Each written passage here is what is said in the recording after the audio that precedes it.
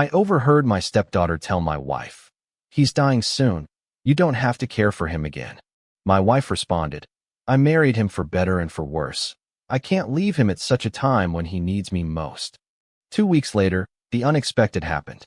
I will tell you how everything unfolded. First, let me quickly thank you for your continuous support. This means a lot to us. If you enjoy the stories we share, kindly subscribe to this channel. It will be great if you can leave a comment on which city you are watching from. We might just give you a shout out in our next story. Today's special shout out goes to Elizabeth Gibbs. We are glad you enjoy our stories. Now let's go deeper into the story. My name is Richard Sloan, and for most of my adult life, I built things, businesses, homes, and what I thought were unbreakable relationships. I wasn't a billionaire, but I didn't need to be. By 58, I had a regional construction firm that provided jobs for over 300 people, 2 homes, and a wife who made the end of my first marriage feel like a lesson instead of a loss. Her name was Linda. We met at a fundraiser in Chicago. She was calm, collected, a school administrator who carried herself like someone who'd spent years managing chaos without ever raising her voice. She had one daughter from a previous marriage, Tasha, who was just 29 when we met. I didn't have kids of my own, and there was a silent part of me, one I never voiced aloud, that hoped I could fill a paternal role. Not replace her father, no, but become someone she could lean on. God, how naive that now sounds. When I appointed Tasha as CEO of my company 4 years ago, people said I was generous. Truth is, I was trying to solidify what we had as a family. She was bright, MBA from Northwestern, worked in 2 startups, articulate in boardrooms. Linda beamed with pride every time Tasha presented at our annual meetings. And when I announced my semi-retirement, she hugged me like a daughter would, kissed my cheek, and whispered, "I'll make you proud." I believed her. I really did. But something changed when I got sick. I was diagnosed with a bacterial infection that ravaged my body for weeks. Hospital, then rehab, then home care. I went from walking 3 miles a day to needing help just to shower. That was when the tone in the house shifted, not from Linda, never from her, but from Tasha. She visited less. When she did, it was brief, transactional. I chalked it up to her being busy. The business was in her hands now. She had to step up. I had to let go. Then came that night. I was on my way to the downstairs bathroom. It was around 11:30 p.m. I moved slowly, cane in hand, my balance still off. That's when I heard them, Tasha and Linda, in the kitchen. I wasn't trying to eavesdrop. I just froze when I heard my name. I stood in the hallway, barely breathing. "He's dying soon," Tasha said, her voice low but cutting. "You don't have to keep playing nurse. You did your part. Don't let this ruin the rest of your life." Linda didn't answer right away. I could hear her pouring tea. The clink of the spoon against the mug was louder than it should have been.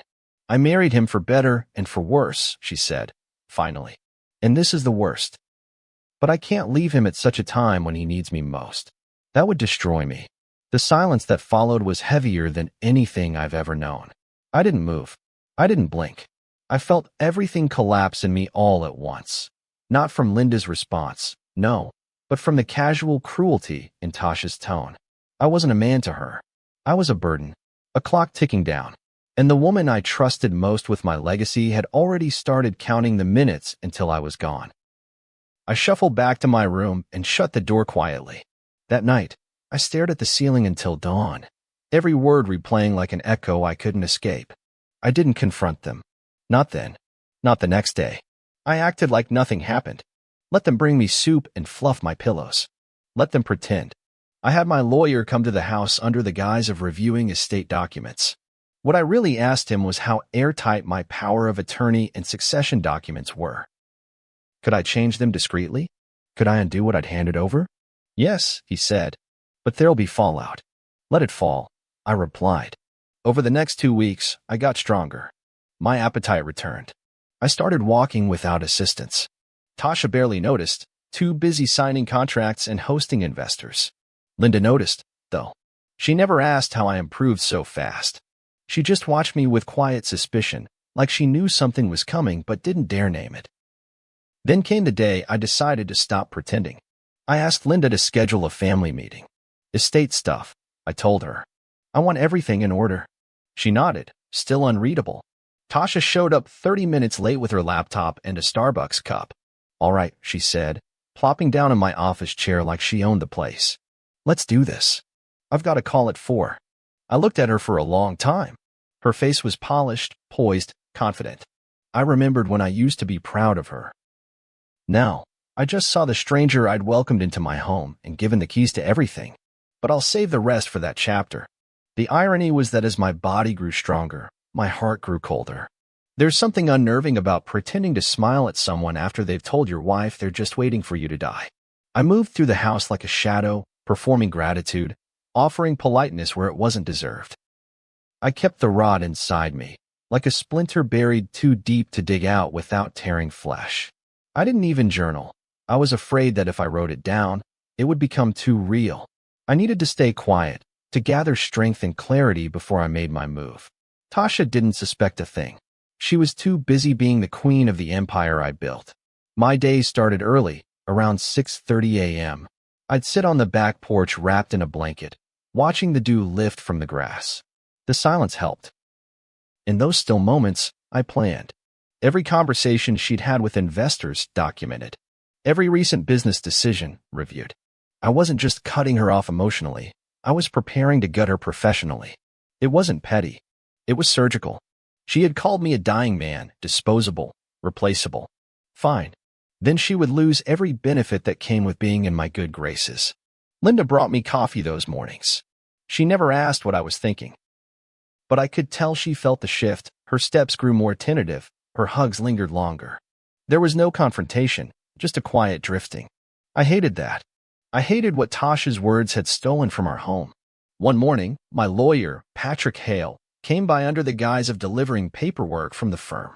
In truth, we had a list to go through, a cold, calculated purge. I was seated at the dining room table, a notepad beside me and a pen I twisted in my fingers like a trigger. She's got control over the operating budget, Richard, Patrick warned. If you want her out as CEO, you need a board meeting and a formal motion. You're still chairman, which gives you leverage.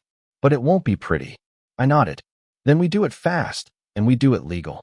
I want her title revoked and a severance package that offers nothing. Patrick looked up, hesitated. She's your stepdaughter.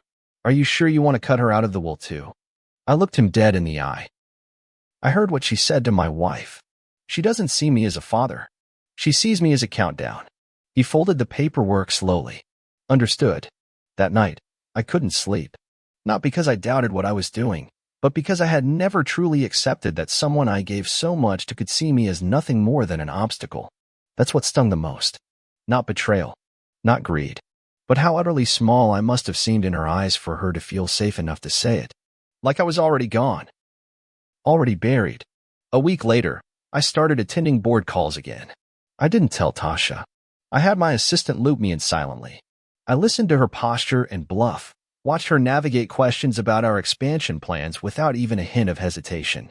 She was confident, too confident. She had assumed my silence was surrender. That was her mistake. Because I wasn't fading. I was sharpening. Linda found me in my office one afternoon, scrolling through emails. She leaned against the doorframe, arms crossed. You've changed, she said softly. I didn't look up. I'm healing. That's not what I mean. I finally met her eyes. I know. She stepped in, placed a hand on my shoulder. I didn't agree with what Tasha said. You heard me. I told her I wouldn't leave you. I did hear you, I said. And I believe you. But I also heard how comfortable she was saying it. That didn't come out of nowhere. Linda sat down across from me. Her eyes shimmered with unspoken conflict. She's scared. She lost her father when she was young. She doesn't know how to process illness. She's 33, Linda, I snapped. She's not a child. And fear doesn't justify cruelty. We sat in silence after that. A long, heavy pause that said everything neither of us had the energy to argue. When she finally stood up, I didn't stop her. She left the room with her head bowed, and I stared at the door long after she was gone. That evening, I sent a secure email to Patrick authorizing the formal removal procedures. It felt like placing a death sentence. Only I wasn't killing her. I was killing the version of myself that had once hoped she could become family. 2 days before the family meeting, I received a voicemail from one of our board members. Richard, Just wanted to say, it's good to hear your voice again. I was starting to think you'd left us for good. Heard some interesting rumors about who might take the company forward. Glad to see you're still at the wheel. I smiled at that. It wasn't much, but it was a confirmation that I hadn't disappeared. Tasha's power play hadn't gone unnoticed. And soon, she'd know that too. I looked at myself in the mirror that night. The weight I'd lost had come back. My cheeks weren't sunken anymore. My eyes, once cloudy with fatigue, were sharp again. I wasn't just healthy. I was ready. The morning of the meeting felt like waiting for a storm you knew would hit, but still left the windows open. I woke early, the way I used to before big investor calls, stomach tight, mind sharp. This wasn't business, though. This was family. Or whatever tattered, conflicted version of family we were pretending to be. I took my time getting dressed. Navy slacks, a white-collared shirt, the same watch I wore to my wedding with Linda. I looked in the mirror and told myself one last time. She did this. You didn't. Linda brewed coffee without saying much. She'd been quiet since our conversation 2 nights ago, choosing distance over argument. I respected that. She wasn't the one on trial today. Still, I felt her tension in the way she set the mugs down, gentler than usual, like noise might crack the already fragile piece. She watched me for a moment and finally said, "Are you sure about this?" "As sure as I've ever been," I said without flinching. "She'll understand why." "Will she?" she asked, almost like she didn't want the answer. I didn't respond. The truth was, I didn't care anymore if Tasha understood. I wasn't looking for remorse. I was cutting out rot. Tasha arrived late, of course. Not obscenely so, but enough to make an entrance. She wore a navy blue pantsuit and heels that clicked confidently across the tile. She was all polish and posture, carrying her laptop like a briefcase of war strategies. No one would have known she was walking into her own reckoning. "Sorry," she said breezily. "Traffic was insane. What's this about again? You sounded serious." I didn't smile. "Sit down, Tasha." She raised an eyebrow, glanced at Linda, then took her seat at the end of the table, my seat, before I stepped down. I took a long sip of coffee and then began. "I've been watching everything these past few weeks. Recovering, yes, but not blind. And certainly not deaf." Tasha tilted her head, confusion flickering across her face. "Okay. I heard what you said to Linda," I said, flatly. "That I was dying soon. That she didn't have to care for me anymore. That I was, what was it? A burden." Her face froze. She blinked slowly. Linda shifted beside me but didn't speak. The silence was a third presence in the room. "I didn't mean it like that," Tasha said quickly, her voice rising slightly. "It was late. I was stressed. We were just talking." "No," I interrupted. "You were revealing. That's what people do when they think no one is listening. They tell the truth." "Richard, I gave you everything," I said, voice hardening. "Not because I had to. Because I believed in you. I wanted this family to work. I wanted you to have a legacy. You were the daughter I never had. And you," I pointed slowly across the table, "spoke about me like I was already gone." Her lips parted, but she had nothing to say. Nothing that could undo what had already been done. "I've met with my lawyer. You are no longer the CEO. Effective immediately." That hit like a slap. Her eyes went wide, color draining from her face. "You can't do that," she said. "You'd have to call a board meeting, vote me out." "I already have," I said. "The board meeting was held this morning at 8 a.m. Unanimous vote. You're out." Linda gasped beside me. Tasha's mouth opened again, but I wasn't finished. "And I've removed you from my will," I said, quiet and final. "There will be no inheritance, no severance, no trust fund. I gave you the keys to the kingdom, and you showed me exactly what I meant to you. I won't reward that." The silence that followed was suffocating. Tasha stared at me like I'd slapped her. Her whole body stiffened, her fingers clenched tightly around the arms of the chair. "You can't be serious," she whispered. "Oh, I'm painfully serious," I said. "Linda," she turned to her mother, voice cracking. "You're going to let him do this?" Linda didn't answer immediately. She looked down at her hands, folded in her lap. When she finally spoke, her voice was soft but firm. "I told you he needed us. That this wasn't the time to abandon him. You didn't listen." Tasha stood abruptly, the chair screeching against the tile. Her composure cracked, and for the first time, I saw panic, not defiance, in her face. You're throwing me away, she said, voice shrill. After everything I've done for this family? I stood too slowly. No, Tasha. You threw me away. I just finally picked it up and noticed. She stormed out, heels clacking like gunfire down the hallway. Linda didn't follow her. Neither did I. After the door slammed, Linda sat in stunned silence. The air was heavy with the sound of a bridge burned. I looked at her, searching for something, blame, maybe. But she looked hollow, and I suddenly felt tired. She'll call, Linda said after a moment. She'll try to fix it. She's already broken it, I said. There's no coming back from that. The silence after Tasha left didn't feel like peace. It felt like the silence in a funeral home, tense, polished, and waiting for someone to say the wrong thing. I sat in my office the rest of the afternoon, not even pretending to work. The decision had been made. The words had been spoken, but my body still buzzed with adrenaline. I replayed the scene over and over in my head, hearing each line in her voice, wondering if I'd missed something, wondering, ridiculously, if there'd been some hidden cry for help in her cruelty. But no, that was a lie I couldn't afford anymore. She hadn't lashed out in fear. She'd spoken with ease, like she'd already filed me away in her memory as almost dead. That evening, my phone rang. I didn't recognize the number. I let it go to voicemail. 10 minutes later, another call. Then another. All from different numbers. She must have been using burner lines or borrowed phones, trying to catch me off guard. By 8 p.m., I had 4 voicemails. I sat on the porch, stared at the darkening sky, and finally pressed play. The first one started with silence. Then her voice came through, strained, unsteady. Richard, it's me. I don't know what to say. I didn't mean it the way it sounded. I was just venting. I was overwhelmed. You were sick, and I panicked. I didn't think you'd hear that. I was just talking to Mom. I didn't mean it. I paused it there. Sat still. Let the weight of it settle. She didn't say she was sorry. Just that I wasn't supposed to hear it. There's a difference. The second message was angrier, desperate. You can't just erase me like that. I gave 4 years of my life to that company. I saved contracts you were going to lose. You know I did. And this is how you treat me? Like a criminal? Like I never mattered. I laughed bitterly. So now she was the victim.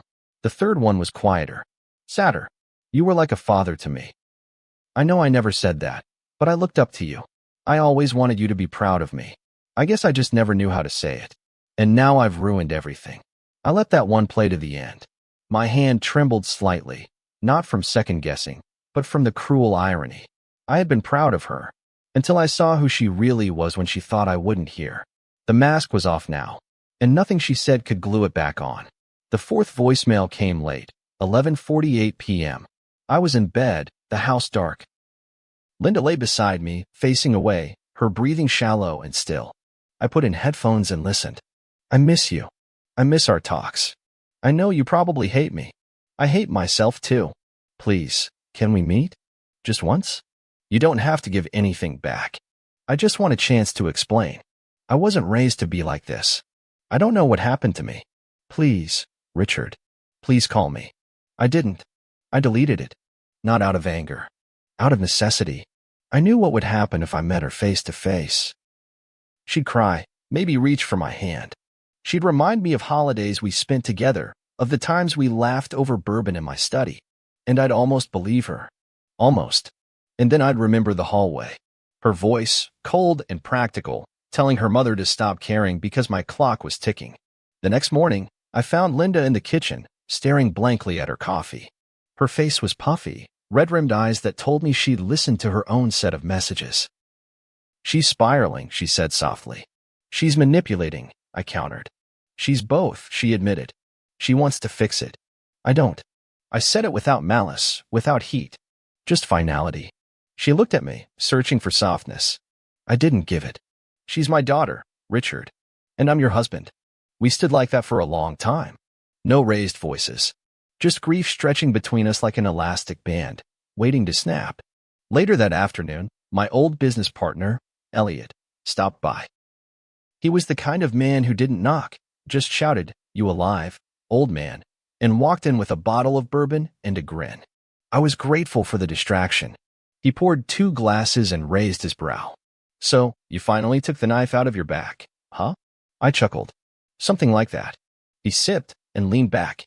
I always liked Tasha, but she got cocky. We all saw it. She was walking around like she founded the damn company.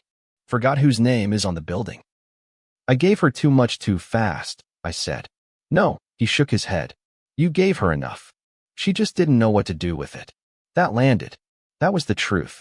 I keep waiting to feel bad, I admitted, waiting for the guilt to show up. But it hasn't. It won't, he said, because what you did wasn't about revenge. It was about clarity. You saw her clearly. That's all. Doesn't mean it won't hurt. Just means it had to be done. When he left, I sat with those words. Clarity. That's what I had now. And sometimes, clarity came at the cost of closeness.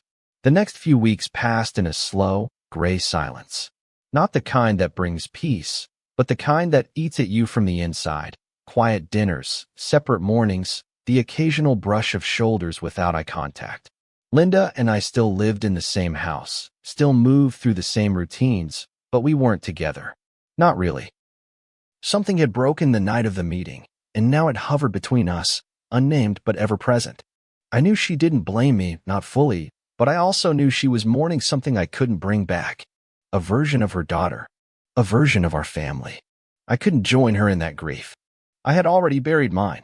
One night, about 3 weeks after the fallout, I came home from the office and found her sitting on the edge of the bed, her phone clutched tightly in both hands. Her eyes were glassy.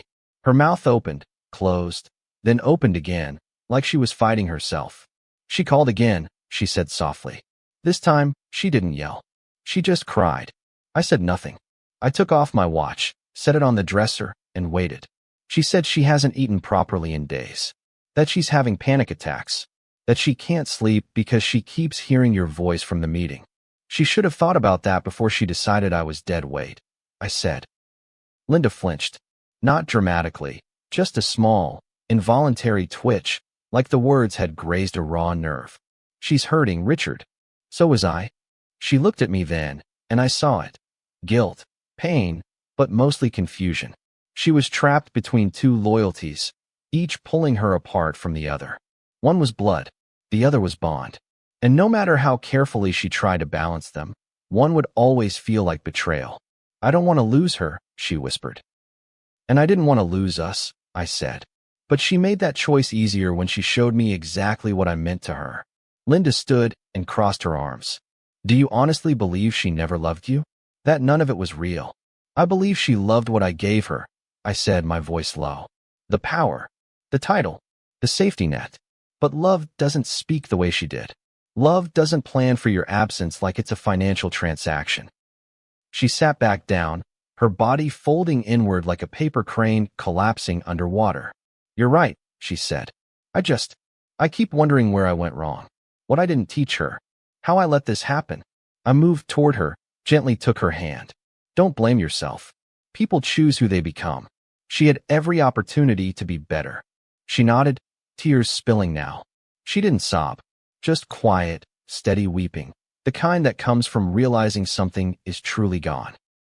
Later that week, she asked if she could visit Tasha. Not to negotiate, she clarified. Just to see her. I didn't stop her. I didn't want to control who she loved. I only knew who I couldn't welcome back. She left early on a Saturday, and I stayed home, restless. The silence felt different without her. Colder. Like a house waiting to be sold. I kept checking my watch, wondering how long she'd be gone, what she'd see, what she'd hear. I didn't know if I feared that she'd return angry or broken. All I knew was that the woman who came back wouldn't be the same one who left. She returned just after dark. Her shoulders slumped. I shadowed with something I couldn't quite name. She's not well, she said quietly. She's lost weight. Her apartment's a mess. She didn't even get off the couch when I arrived. I waited. She asked if you hate her. I don't hate her, I said. I just can't trust her. And that's worse. Linda sat down heavily in the armchair. She asked if I could try to talk to you. Not to reverse anything, but to soften, to leave a door open. I shook my head. That door burned the moment she used my illness to plot her inheritance. She said she's not the same person she was then. She was always that person. I just didn't want to see it. Linda didn't argue. She just stared at the floor, like she'd been caught between tides and finally stopped swimming. I told her I love her, she said after a while. But I also told her I wasn't going to undo what you did, that I understood why you did it, that I would have done the same if I were in your place. I looked up sharply. That was the first time she'd said it. The first time she admitted I hadn't been cruel, I'd been right. And I asked. She cried, she said. And then she said I chose you over her. And what did you say? I said I chose me, that I chose peace. And that the version of her who said those things doesn't belong in our lives right now. She finally looked at me then, her eyes tired but clear. I didn't say forever. I didn't make promises. I just said not now. That was enough for me. We sat in silence again, but this one was different. It wasn't heavy. It was honest. And in its quiet, I felt the smallest shift, like something between us had started to repair. Months passed. Slowly at first, then faster as the season shifted and the dust finally settled around the wreckage of what we used to call family. Tasha never called again, not directly. No more voicemails, no more desperate apologies. I occasionally heard from mutual acquaintances that she'd moved to a smaller firm in St. Louis, taking a non-executive role far below the pedestal I once placed her on. Word got around, of course. The board knew what had happened, though no one spoke about it directly. Some said I'd acted harshly. Others said I should have done it sooner. But no one disputed that it was final. In business, actions speak louder than explanations. And I had been deafeningly clear. What lingered wasn't the backlash, it was the space she left behind. Her absence echoed in every room where we used to pretend to be something close to whole. No more Sunday brunches. No more shared holiday plans. No more of that tightrope walking tension where I tried too hard and she cared too little. There was grief, but it wasn't for her. It was for the illusion. For the family I thought I had. That kind of grief doesn't come in sharp bursts, it seeps. It becomes part of the air, part of the quiet. And eventually you learn to live around it. Linda and I changed, too. Not in a way that broke us, but in the way people change after they survive a house fire. We rebuilt differently. More honestly. We didn't pretend anymore. Not about what we felt, or what we could handle. She stopped trying to justify Tasha's behavior, and I stopped holding her at arm's length for things she couldn't control. We didn't talk about forgiveness. We talked about boundaries. And that made all the difference. One evening, I found an old photo in a storage box, me, Linda, and Tasha at a company gala from years ago. I was smiling like a man who thought he'd won at life. Tasha had her hand on my shoulder. Linda stood between us, radiant. I stared at that photo for a long time. Not with longing, not with regret. Just recognition. That man in the photo didn't know what I know now. He didn't understand that generosity without discernment can be dangerous. That love, when handed out like a blank check, can bankrupt a person's soul. I didn't rip it up. I didn't frame it either. I put it back in the box and slid it under the bed. Some memories deserve to fade without force. Around Thanksgiving, we hosted a small dinner. Just close friends, no extended family. Linda cooked the way she always did, humming under her breath as she moved through the kitchen like a quiet storm. There was laughter, soft music, the kind of ease we hadn't felt in over a year. At one point, as she poured wine into my glass, she leaned in and whispered, "This feels good. Just us." I nodded, touched her hand. It does. We didn't say more. We didn't have to. The peace spoke for itself. Still, consequences have a way of rippling outward. A month later, a distant cousin sent me a screenshot of a post Tasha had made on some private social media platform. It was vague, but pointed. A long, dramatic caption about betrayal, power, and being discarded by people who pretend to be protectors until you show weakness. She didn't name me, but I knew. Everyone who mattered knew. I stared at it for a moment, then closed my phone. No response. No anger. Just quiet. That post wasn't for me, it was for her. A signal flare in a sea of curated sympathy. Let her have it. Let her create her version. I no longer needed to correct it. The company moved forward without her. Our new CEO, a quiet, focused woman named Miriam, brought a kind of stability we hadn't seen in years. Profits climbed, employee satisfaction soared, and for the first time since I stepped down, I felt proud of what we'd become, not just because we were growing, but because we were honest, transparent, clean. I had reclaimed my legacy from the hands of someone who saw it as her inheritance, not her responsibility. One afternoon, I sat in the garden with Elliot. He smoked a cigar while I sipped lemonade. The sky was low and heavy with early spring air. "You ever think she'll come back?" he asked. "Not in the way that matters," I said. He nodded. "Good. You've come too far to open old wounds." "I'm not angry anymore," I admitted. "Just done. And that feels better than forgiveness ever could." He smiled, slow and approving. "That's because you didn't just cut her off. You reclaimed yourself." That night, I lay beside Linda and thought about everything we'd survived. Not just the betrayal, but the way it forced us to redefine what love meant. Love wasn't about covering for each other. It was about facing the fire and still choosing to stand close. Tasha had burned her bridge, and Linda didn't try to rebuild it. That was love, too. I whispered into the dark, "Thank you for staying." She turned, kissed my shoulder, and said, "Thank you for not leaving yourself behind." And with that, we slept, together, honest, and finally whole. Sometimes, the hardest boundaries we set are with the people we once called family. But when someone shows you they only value you when you're strong, you have every right to protect your peace when you're vulnerable. I stood up for myself not out of revenge, but out of clarity. And in doing so, I found the love that truly lasted, my own. If you've ever had to choose peace over people-pleasing, share your story in the comments. Let's talk about it. See you soon in the next story.